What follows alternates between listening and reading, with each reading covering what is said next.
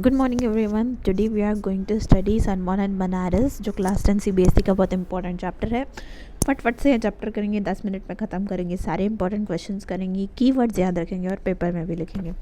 So we are starting our story with Gautam Buddha who took birth in 563 BC and died in 483 BC, began life as a prince named Siddharth Gautam in northern India. At 12, he was sent away for schooling in the sacred at the Hindu sacred scriptures, और 4 साल later ही return home to marry a princess. तो क्या हुआ, life cycle याद रखो। सबसे पहले 12 वो कितने साल का था, 12 साल का। 12 साल को उसे स्कूल में भेजा, फिर वो वापस आया। He studied all the Hindu scriptures. Then he came home, he married a prince, he led a lavish life till 10 years, एकदम benefited royalty. At the age of 25, the prince, heretofore shielded from sufferings of the world, while hunting, enhanced upon a sick man. ठीक है, now here comes the important part. 12, ये याद रखो, 12 साल को उसे कहाँ भेजा, for schooling. At and when he came home after 4 years, मतलब 12, 13, 14, 15, 16, 16 साल को वो घर गया। 12 साल को he went for schooling. At 16 he came home, he married a princess. Till 25 he lived एकदम मस्त lavish life. But there after क्या हुआ, then once when he went for hunting, he saw a sick man. ठीक है, एक sick man, याद रखना sequence. एक sick man, एक aged man, and then a funeral procession, and finally a monk begging for alms. पहले क्या था, sick man, then aged man, then a funeral procession, and finally a monk begging for alms. Now these sights moved him so much that he for once went out into the world to seek enlightenment. ठीक है, ये जो sights थे, they moved him too much, therefore he went out to the world to seek enlightenment. Concerning the sorrows that he had witnessed, he wandered for 7 years and finally sat down under a peepal tree. 7 साल तक he wandered here and there. उसने explore की चीज़ें, and then he finally sat down under a peepal tree where he vowed until enlightenment came. And after 7 days, he renamed the tree as Bodhi tree, or the tree of wisdom, and began to teach and share his new understandings. Now, pay attention. बहुत साल तक सिद्धार्थ गौतम जी ने meditation kriya under the Bodhi tree, or the tree of wisdom, and began to teach or share his new understandings. ठीक है, तो अब rewind fast recap. 12 साल he went for schooling, 16 years he came back, he married, till 25 led a lavish life with royalty. At 25 he went for hunting में उसको 4 चीज़ें दिखी, एक sick man, एक aged man, एक funeral procession, और and a monk begging for alms. ठीक है, देन ही मूव्ड बाय, क्योंकि 25 ईयर्स तक तो उसको ऐसे एक्सटर्नल वर्ल्ड के दुखों से पूरा दूर रखा गया था। उसको एकदम से ऐसा रियलाइज़ हुआ कि oh my god, there is so much pain in this world, people are suffering horribly, and here I am there leading a life. Then many questions popped up in his mind, and he decided to seek enlightenment. He wandered for 7 years. He came, then he sat for meditation under a Bodhi tree, and after many years of meditation, he found answer to all his questions, and this is called as enlightenment.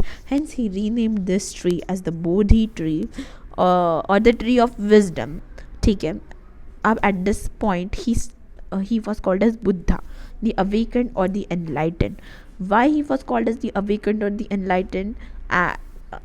क्योंकि because he worked upon himself for years, and then finally got answers to some most important questions which humanity doubts of.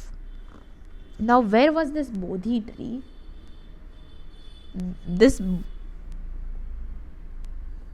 This Bodhi tree was at the banks of Banaras. Banaras पता है, Varanasi. It is one of the most holy places of Hinduism. And he gave his first sermon at the city, and in this city, near the bank of Ganges.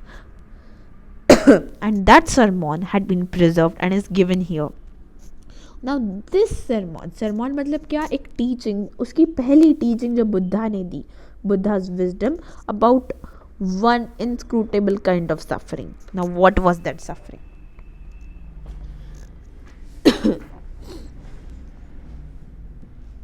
Okay, so now let's start exploring this story. पहले तुमको ये story format में बताऊंगी, तुम समझना, and then we will go into the psychological meanings of this story. ठीक है. Now Kissa Gautami, a woman who had only one child and that child died. In grief, she carried the dead child to all her neighbors, asking them for medicine, and the people said, "She has lost her senses. The boy has died." At length, Kissa Gautami met a man who replied her request. "I cannot give the medicine for thy child, but I know a physician who can." And the girl said, "Pray, tell me, sir, who is it?" And the man replied, "Go to Shakyamuni the Buddha." Then she went to Buddha with all her hopes. And she cried, "Lord and Master, give me the medicine that will cure my boy." And then the girl, in her joy, promised to procure it. So, what did Buddha do? When he saw the girl in her sadness, he promised to procure it, and he added, "Only when you get something for me." She was so happy that, "Yes, I'm going to do anything at my child's cost. Tell me to do anything. I will sacrifice my life, but please turn my child alive." So Buddha added, "Go to a house where mustard seeds must be taken, where no one has lost a child, husband, parent, or friend." Now poor Kissa Gautami went from house to house, and people pitied her and said, "Here is mustard, take it." But when she asked, "Did a son, a daughter, a father, or a mother die in your family?" they answered her, "Alas, the living are few, but the dead are many. Do not remind us of our deepest grief." There was no house, but some beloved one had died in. हर घर में someone had died. Kissa Gautami felt a flicker and she went away. Kissa Gautami walked all day knocking on every door, but all she faced was just rejection. Now she became very weary and hopeless and sat down at the wayside, watching the lights of the city as they flickered up and were extinguished again. At last, considered the fate of men that their lives flicker up and are extinguished again. So imagine Kissa Gautami, all tired and weary, goes at the city side and sits there as she has lost her flickering hope. She observantly looks at the lamps which are there. They flicker, get nearly extinguished, and then again bloom up. After seeing this sequence of the flames which extinguish and light up again, and as again the flames are extinguished, the darkness filled everywhere. She understood her lesson without explanation. She understood that death is common to all. Yet, in this valley of desolation, there is a path that leads him to immortality, who had surrendered all selfishness. So basically, Kissa Gautami understood the meaning of life. She understood that no one in this world is immortal. There is a path to immortality, but only for the one who had surrendered all his or her selfishness. ये line याद रखना. Death is common to all. But yet in this valley of desolation there is a path of immortality, and that is gained by the one who had surrendered all the selfishness. एक बार फिर से बोलेंगे. Death is common to all, but yet in this valley of desolation there is a path that leads to immortality, to the one who has surrendered all the selfishness. The Buddha said, life of mortals in this world is troubled and brief combined with pain. जो जी रहे इस दुनिया में, no doubt दुख, गम, पीड़ा सब है उनकी जिंदगी में. For there is not any means by which those who have been born can avoid dying. After reaching old age, there is death. Of such nature are living beings. एक बार जन्म लिए हो तो मरना तो तय है. अब ये एनालॉजी याद रखना. सबसे पहली analogy is of ripe fruits. Ripe fruits are early in danger of falling, so mortals when born are always in danger of death. जैसे ही झाड़ पे एक ताज़ा आम लगता है, वो खुश तो है, सब पूरा एनवायरनमेंट खुश कर देता है, बट उसके गिरने का डर है. और वैसे ही जब कोई भी शख्स इस दुनिया में जन्म लेता है, उसको मौत का तो खतरा है ही. As earthen, second analogy याद रखो. As earthen vessels are made by the potter, in the end are being broken, so is the life of mortals. तुम्हारी मम्मा तुम्हें अपने पेट में कैरी करती है, इतने मेहनत से तुम जन्म लेते हो. Similar to the earthen vessels which are made by the potter, but in the end तुम्हें भी मरना है और उस पॉट को भी. बोथ जवान बूढ़े कोई भी लोग हो, both those who are fools and those who are wise, both those who are rich and those who are poor, both who are in power and who are subjugated, all are subject to the death. So of those who overcome by death depart from their lives, a father cannot save his son, not the relatives can save their relations. अपना बाप अपने बच्चे की जान नहीं बचा सकता, ना बच्चा अपने बाप की, ना रिलेटिव्स उनके रिलेटिव्स की जान बचा सकते हैं. Mark, while relatives are looking on and lamenting deeply, one by one mortals are carried off like an ox that is led to the slaughter. ऐसे ऐसे लोग मरते जाएंगे जैसे एक ऑक्स मरता है स्लॉटर में. So the world is afflicted with death and decay. Therefore wise do not grieve, knowing the terms of the word. जीना मरना तो है तुम्हारे लाइफ का पार्ट एंड पार्सल, पर बुद्धा बोलते हैं जो असली में इंटेलिजेंट है वो कोई भी चीज़ के लॉस पे नहीं रोते. Not from weeping, nor from grieving will anyone obtain peace of mind. On the contrary, his pain will be greater and his body will suffer. He will make himself sick and pale, and yet the dead are not saved by his lamentation. तुम्हारे रोने से कोई मरा हुआ जिंदा नहीं होगा. He who seeks peace should draw out the arrow of lamentation, complaint and grief. वो इंसान जिसको पीस चाहिए, पूरा ग्रीफ, कंप्लेंट, लैमेंटेशन सब खुद से निकाल देना पड़ेगा. He who has drawn out an arrow has become composed and will obtain peace of mind. He who has overcome all the sorrow will become free from sorrow and blessed. He who has overcome sorrow and become free from sorrow will be blessed. So don't cry. दुख है, temporary है, वो भी चला जाएगा तुम्हारे ज़िंदगी से, कोई तुम्हें आके खाने नहीं वाला. ठीक है, अब हम देखते हैं कुछ बहुत इंपॉर्टेंट क्वेश्चंस. मैं तुमको बता देती हूँ कि क्या क्या क्वेश्चंस पूछे जा सकते हैं. Grief is often seen a measure of love. Justify your response to Buddha's sermon. तो grief को बहुत बार एक मेजर ऑफ लव देखा जाता है. हाउ कम, लाइक ठीक है, grief is often seen a measure of love.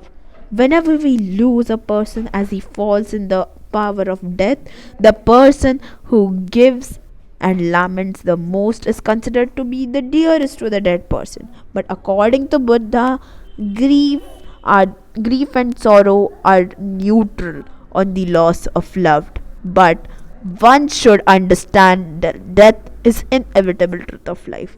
तो ऐसा कुछ नहीं है कि वही होगा जो dearest होगा. If one obtains the peace of mind, he should sacrifice the lamentation, complaint and grief. अब तुम किसा गौतमी की स्टोरी के बारे में पूछ सकते हो, कैसे बुद्धा ने पीस ऑफ माइंड ऑब्टेन किया वो सीख सकते हो.